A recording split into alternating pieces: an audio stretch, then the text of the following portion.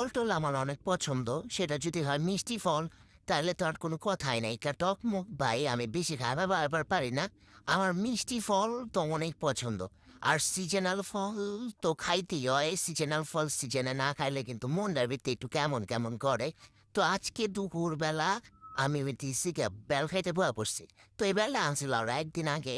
তো আমি আবার দুপুরবেলা বেল খাইতে পছন্দ করি, রাইতে খাইতে তাই খাই গিয়া। আর সকালেও খাই না ঐরকম। দুপুরবেলা আমার বেল খাইতে অনেক ভালো লাগে। তো বেলটা দেখেন আমি কি সুন্দর করে ভাঙছি দেখছেন? আমার হাতে কি পরিমাণে জোর, হ্যাঁ? এই ফল-টল খাইয়া আমার মনে করেন জোর হইছে গায়ে। আপনারাও ফল খাইবেন। ফলের ভিতরে কিন্তু ভিটামিন সবই আছে। ফল বেশি করে খাইবেন। তো যাই হোক দেখেন বেলটা কি সুন্দর ইয়েলো কালার।